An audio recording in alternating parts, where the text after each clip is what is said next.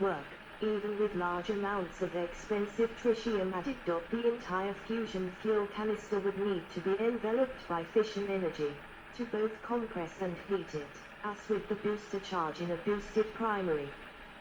The design breakthrough came in January 1951, when Edward Teller and Stanislaw Ulam invented radiation implosion, for nearly 3 decades known publicly only as the Teller-Ulam H-bomb secret. 25-26. The concept of radiation implosion was first tested on the 9th of May 1951, in the George shot of Operation Greenhouse, in Iwatak, yield 225 kilotons. The first full test was on the 1st of November 1952, the Mike shot of Operation Ivy, in Iwatak, yield 10.4 megatons. In radiation implosion, the burst of X-ray energy coming from an exploding primary is captured and contained within an opaque walled radiation channel which surrounds the nuclear energy components of the secondary. The radiation quickly turns the plastic foam that had been filling the channel into a plasma which is most light transparent to X-rays, and the radiation is absorbed in the outermost layers of the pusher forward/tamper surrounding the secondary, which ablates and applies a massive force, 27, much like an inside-out rocket engine, causing the fusion fuel capsule to implode much like the pit of the primary. As the secondary implodes, a fissile spark plug at its center ignites and provides neutrons and heat which enable the lithium deuteride fusion fuel to produce tritium and ignite as well. The fission and fusion chain reactions exchange neutrons with each other and boost the efficiency of both reactions. The greater implosive force, enhanced efficiency of the fissile spark plug due to boosting via fusion neutrons, and the fusion explosion itself provides significantly greater explosive yield from the secondary despite often not being much larger than the primary. Ablation mechanism firing sequence. Warhead before firing. The nested spheres at the top are the fission primary, the cylinders below are the fusion secondary device. Fission primary's explosives have detonated and collapsed the primary's fissile pit. The primary's fission reaction has run to completion, and the primary is now at several million degrees and radiating gamma and hard X-rays, heating up the inside of the hull wall, their shield, and the secondary's tamper. The primary's reaction is over and it has expanded. The surface of the pusher for the secondary is now so hot that it is also ablating or expanding away, pushing the rest of the secondary, tamper, fusion fuel, and fissile spark plug inward. The spark plug starts to fission. Not depicted, the radiation case is also ablating and expanding outward, omitted for clarity of diagram. The secondary's fuel has started the fusion reaction and shortly will burn up. A fireball starts to form. For example, for the Red Wing Mohawk test on the 3rd of July 1956, a secondary called the flute was attached to the Swan primary. The flute was 15 inches, 38 centimeters, in diameter and 23.4 inches, 59 centimeters, long, about the size of Swan. But it weighed 10 times as much and yielded 24 times as much energy, 355 kilotons, vs 15 kilotons. Equally important, the active ingredients in the flute probably cost no more than those in the Swan. Most of fission came from cheap U-238, and the tritium was manufactured in place during the explosion. Only a spark plug at the axis of the secondary needed to be fissile. A spherical secondary can achieve higher implosion densities than a cylindrical secondary, because spherical implosion pushes in from all directions toward the same spot. However, in warheads yielding more than 1 megaton, the diameter of a spherical secondary would be too large for most applications. A cylindrical secondary is necessary in such cases. The small, cone-shaped re-entry vehicles in multiple warhead ballistic missiles after 1970 tended to have warheads with spherical secondaries, and yields of a few hundred kilotons. As with boosting, the advantages of the two-stage thermonuclear design are so great that there is little incentive not to use it, once a nation has mastered the technology. In engineering terms, radiation implosion allows for the exploitation of several known features of nuclear bomb materials which heretofore had eluded practical application. For example, the optimal way to store deuterium in a reasonably dense state is to chemically bond it with lithium, as lithium deuteride. But the lithium-6 isotope is also the raw material for tritium production, and an exploding bomb is a nuclear reactor. Radiation implosion will hold everything together long enough to permit the complete conversion of lithium-6 into tritium while the bomb explodes.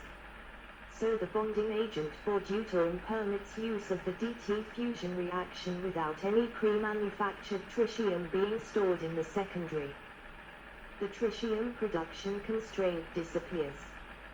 For the secondary to be imploded by the hot, radiation-induced plasma surrounding it, it must remain cool for the first microsecond, i.e., it must be encased in a massive radiation heat shield. The shield's massiveness allows it to double as a tamper, adding momentum and duration to the implosion. No material is better suited for both of these jobs than ordinary, cheap uranium-238, which also happens to undergo fission when struck by the neutrons produced by DT fusion. This casing, called the pusher, thus has three jobs: to keep the secondary cool, to hold it, inertially, in a highly compressed state, and, finally, to serve as the chief energy source for the entire bomb. The consumable pusher makes the bomb more a uranium fission bomb than a hydrogen fusion bomb. Insiders never used the term hydrogen bomb. 28. Finally, the heat for fusion ignition comes not from the primary but from a second fission bomb called the spark plug, embedded in the heart of the secondary. The implosion of the secondary implodes this spark plug, detonating it and igniting fusion in the material around it, but the spark plug then continues to fission in the neutron-rich environment until it is fully consumed, adding significantly to the yield. 29. In the ensuing 50 years, no one has come up with a more efficient way to build a thermonuclear bomb. It is design of choice for the United States, Russia, the United Kingdom, China, and France, the five thermonuclear powers. On the 3rd of September, 2017, North Korea carried out what it reported as its first two-stage thermonuclear weapon test. 30. According to Dr. Theodore Taylor, after reviewing leaked photographs of disassembled weapons components taken before 1986, Israel possessed boosted weapons and would require supercomputers of that era to advance further toward full two-stage weapons in the megaton range without nuclear test detonations. 31. The other nuclear-armed nations, India and Pakistan, probably have single-stage weapons, possibly boosted. 29.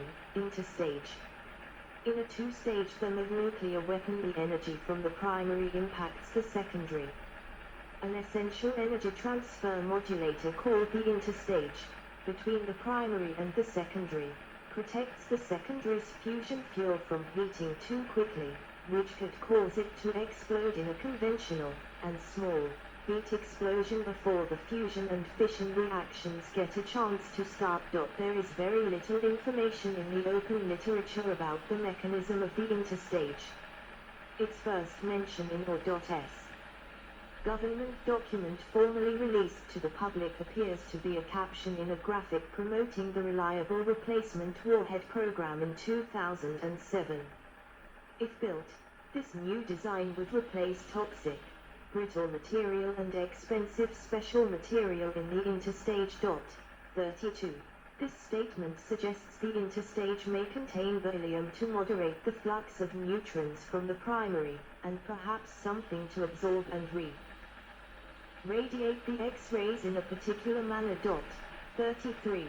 There is also some speculation that this interstage material, which may be code-named Fogbank, might be an aerogel, possibly doped with beryllium and / or other substances.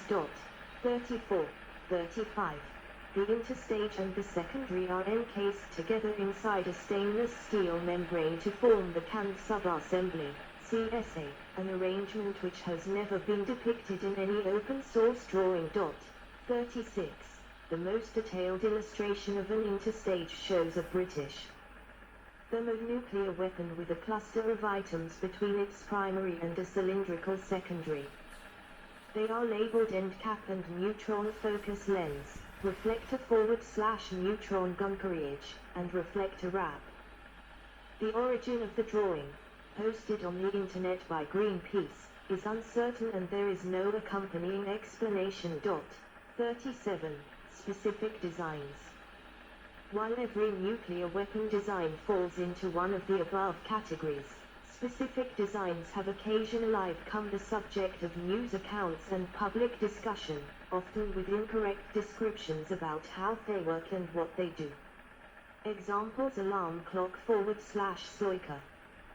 The first effort to exploit the symbiotic relationship between fission and fusion was a 1940s design that mixed fission and fusion fuel in alternating thin layers. As a single-stage device, it would have been a cumbersome application of boosted fission. It first became practical when incorporated into the secondary of a two-stage thermonuclear weapon. 38. The US name, alarm clock, came from Teller. He called it that because it might wake up the world to the possibility of the potential of the super. 39. The Russian name for the same design was more descriptive: Sloika, Russian, a layered pastry cake. A single-stage Soviet Sloika was tested on the 12th of August, 1953. No single-stage US version was tested, but the code-named Castle Union shot of Operation Castle, April 26, 1954, was a two-stage thermonuclear device code-named alarm clock. Its yield, at Bikini, was 6.9 megatons. Because the Soviet Sloika test used dry lithium-6 deuteride 8 months before the first US test to use it, Castle Bravo, the 1st of March, 1954, it was sometimes claimed that the USSR won the H-bomb race, even though the United States tested and developed the first hydrogen bomb, the Ivy Mike H-bomb test. The 1952 US Ivy Mike test used cryogenically cooled liquid deuterium as the fusion fuel in the secondary, and employed the DD fusion reaction. However, the first Soviet test to use a radiation-imploded secondary, the essential feature of the true H-bomb, was on the 23rd of November, 1955, 3 years after Ivy Mike. In fact, real work on the implosion scheme in the Soviet Union only commenced in the very early part of 1953, several months after the successful testing of Sloika. Clean bombs. On the 1st of March, 1954, the largest ever US nuclear test explosion, the 15-megaton Castle Bravo shot of Operation Castle at Bikini Atoll, delivered a promptly lethal dose of fission product fallout to more than 6,000 square miles, 16,000 square kilometers, of Pacific Ocean surface. 40. Radiation injuries to Marshall Islanders and Japanese fishermen made that fact public and revealed the role of fission in hydrogen bombs. In response to the public alarm over fallout, an effort was made to design a clean multi-megaton weapon relying almost entirely on fusion. The energy produced by the fissioning of unenriched natural uranium, witnessed as the Tampa material in the secondary and subsequent stages in the Telluride design, can far exceed energy released by fusion, as was the case in the Castle Bravo test. Replacing the fissionable material in the Tampa with another material is essential to producing a clean bomb. In such a device, the Tampa no longer. The soon The prototype for a 9.3 megaton clean bomb or a 25 megaton dirty bomb. Dirty version shown here before its 1956 test. The equipments on the left are light pipes. See below for operation. Contributes energy, so for any given weight, a clean bomb will have less yield. The earliest known incidence of a three-stage device being tested, with the third stage, called the tertiary, being ignited by the secondary, was May 27, 1956, in the Bassoon device. This device was tested in the Zuni shot of